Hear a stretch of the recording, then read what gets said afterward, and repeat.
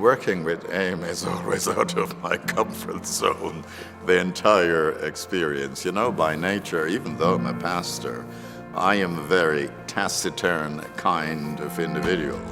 You know, I see myself differently because of the work I've done with AIM. I think I come across as a nice guy most of the time, but this has pushed me to become much more assertive and to show up, to hold our county officials accountable in front of groups of 500 people, to really push for the things I believe in. I always tell the story that I thought he was at the wrong church and definitely looking for the wrong pastor. Because I'm comfortable with tension and people don't expect me to insert tension in the room because I look nice and like a nice little lady. One of my jobs is to insert tension and pin our legislators and our guests at large actions on what it is they've committed to. Cambia la autoestima al trabajar con personas que lo apoyan, lo guían, y le hacen ver a uno a qué tiene derecho y a qué no tiene derecho. Ya,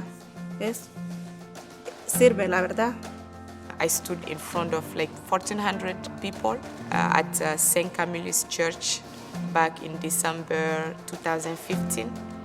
It's like 9 days after I gave birth to my daughter, my third daughter.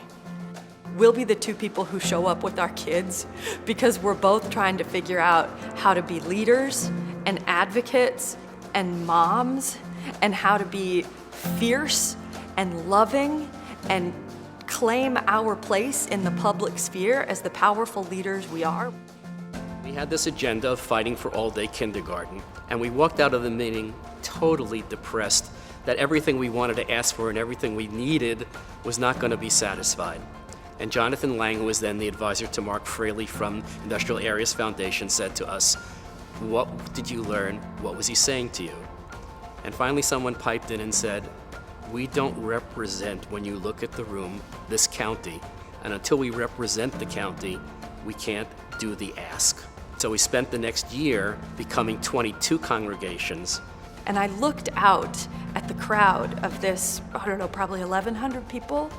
And I realized that in Montgomery County, I had never been in a room that was as fully representative of the diversity of the county as that room I was in at that AIM action. And honestly, it makes me want to cry to think about it. We were all there. It was a room of such diversity and such pulsing power that I knew right then we couldn't be ignored. Recreation centers in the black neighborhoods in Montgomery County were in deplorable condition.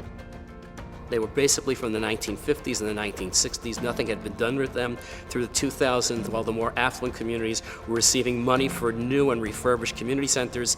And now the voices of the people said they wanted something done. And so we got a promise from Ike Leggett that he would give the $30 million to fund those 3 community centers for rebuilding. And when the budget came out, he didn't do it. That challenge made us go back to the drawing table and made us all say to ourselves, is this worth fighting for? And if it is worth fighting for, how are we going to make it happen? And so we packed into the universities at Shady Grove 1,000 people. We told the history of discrimination in this county against African Americans going way, way back. The teaching to the county of the history of discrimination and showing how important the simple act of $30 million would be for these communities to have what they needed to be able to take advantage of the bounty of Montgomery County was really one of the great moments that I've experienced of celebrating what is possible through community action, working together with a crowd that is energized and on the same page for the good of the community.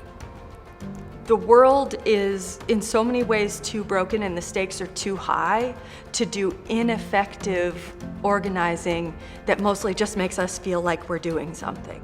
The most important blessing of organizing is knowing that the people have the power and that the people have the power to make a difference in literally every circumstance if we're organized enough. At that time, I didn't know that as parents have the right to fight. The way that Action in Montgomery focus on community, they focus on bringing all different kind of congregation to work together to fight for justice, to fight for better education, to fight for change. And the way all those kind of issues are handled, the way we have like a good achievements, that's what makes me always want to work with them. At that moment, I knew that I was a part of an organization that was concerned about what I was concerned about. The issues that we had done before were all concerns that my community had and that I had, but this was something that was so important, and he felt that if it was important to me, it was important to the organization. And that moment, I can remember even today when I talk about it, I can remember tears streaming down my eyes, thinking, this is it. This is really it. This is what it means when people from all walks of life come together for a common good.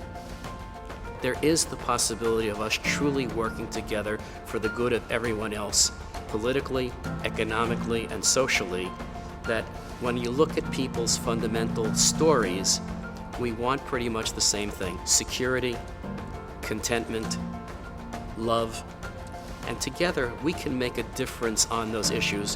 When AIM was created, it was the second IAF organization in Maryland. We now are on the cusp of having 5 organizations, which positions us to not only deal with Montgomery County politics, but statewide. Because some things we can deal with at the county level, but there's a lot of issues that really need to be addressed at the state level. And we've got the power, we've got the opportunity, and I think that's the next stage of our growth. Montgomery Action, yo la verdad estoy bien agradecida que haya llegado a nuestra comunidad porque hemos hecho cambios que están a la vista. The people that their voice are not heard, I always want to work with them to change for a better future.